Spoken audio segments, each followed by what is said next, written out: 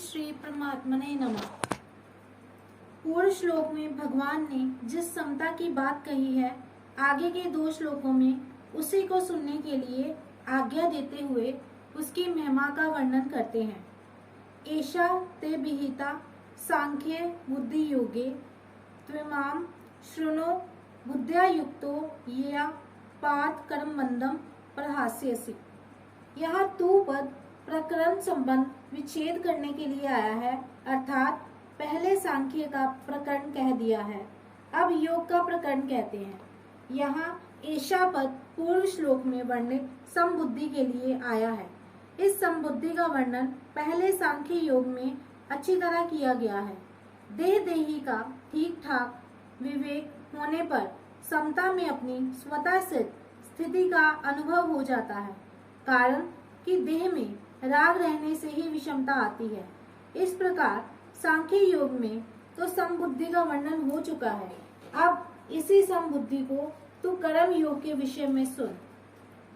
इमाम कहने का तात्पर्य है कि अभी इस समबुद्धि को कर्म योग के विषय में कहना है कि ये समबुद्धि कर्म योग में कैसे प्राप्त होती है, इसका स्वरूप क्या है, इसकी महिमा क्या है।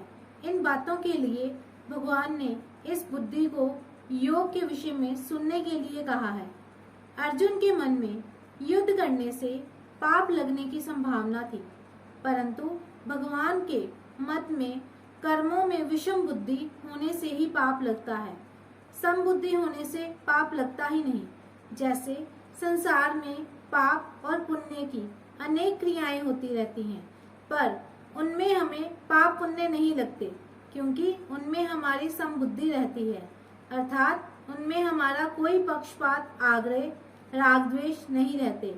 ऐसे ही तू समबुद्धि से युक्त रहेगा तो तेरे को भी ये कर्म बंधन कारक नहीं होंगे। इसी अध्याय के 7वें श्लोक में अर्जुन ने अपने कल्याण की बात पूछी थी, इसलिए भगवान कल्याण के मुख्य मुख्य साधनों का वर्णन करते हैं। पहले भगवान ने सांख्य योग का साधन बताकर कर्तव्य कर्म करने पर बड़ा जोर दिया कि क्षत्रिय के लिए धर्म रूप युद्ध से बढ़कर श्रेय का अन्य कोई साधन नहीं है। फिर कहा कि समबुद्धि से युद्ध किया जाए तो पाप नहीं लगता। अब उसी समबुद्धि को कर्म योग के विषय में कहते हैं। कर्म योगी लोक संग्रह के लिए सब कर्म करता है। लोक संग्रह के लिए कर्म करने से अर्थात निस्वार्थ भाव से लोक मर्यादा सुरक्षित रखने के लिए, लोगों को उन मार्ग से हटाकर सन्मार्ग में लगाने के लिए कर्म करने से समता की प्राप्ति सुगमता से हो जाती है। समता की प्राप्ति होने से कर्म योगी कर्म बंधन से सुगमता पूर्वक छूट जाता है। यह श्लोक 30वें श्लोक के बाद ही ठीक बैठता है और ये वही आना चाहिए था। कारण ये कि इस श्लोक में 2 निष्ठाओं का वर्णन है। पहले 11वें से 30वें श्लोक तक सांख्य योग से निष्ठा बताई और अब कर्म योग से निष्ठा बताते हैं।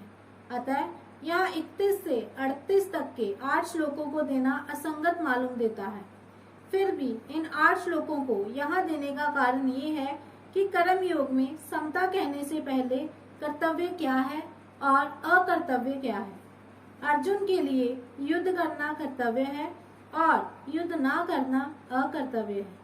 इस विषय का वर्णन होना आवश्यक है। अतः भगवान ने कर्तव्य अकर्तव्य का वर्णन करने के लिए ही उपयुक्त 8 श्लोक कहे हैं और फिर समता की बात कही है। तात्पर्य है कि पहले 11वें से 30वें श्लोक तक सत असत के वर्णन से समता बताई कि सत सत ही है और असत असत ही है, इनमें कोई कुछ भी परिवर्तन नहीं कर सकता।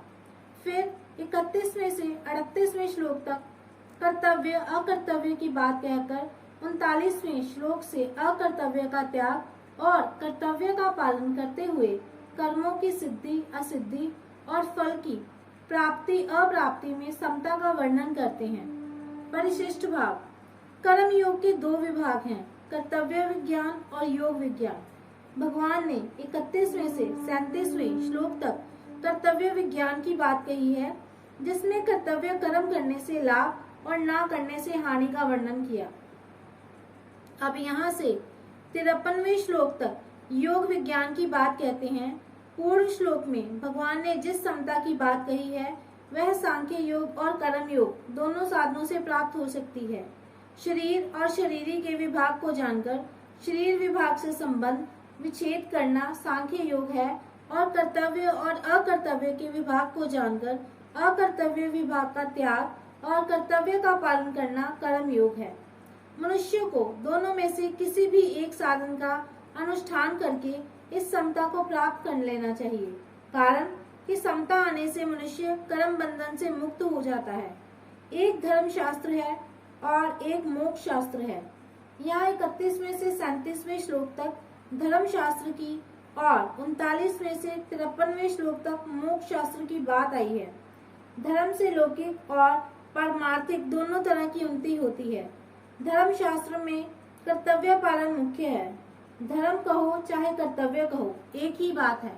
जो करना चाहिए उसको ना करना भी अकर्तव्य है और जो नहीं करना चाहिए उसको करना भी अकर्तव्य है।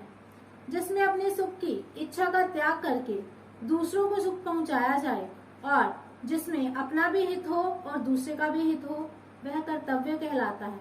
कर्तव्य का पालन करने से योग की प्राप्ति अपने आप हो जाती है। कर्तव्य का पालन किए बिना मनुष्य योगारूढ़ नहीं हो सकता। योग की प्राप्ति होने पर तत्व ज्ञान स्वतः हो जाता है, जो कर्म योग और ज्ञान योग दोनों का परिणाम है। जय श्री कृष्ण।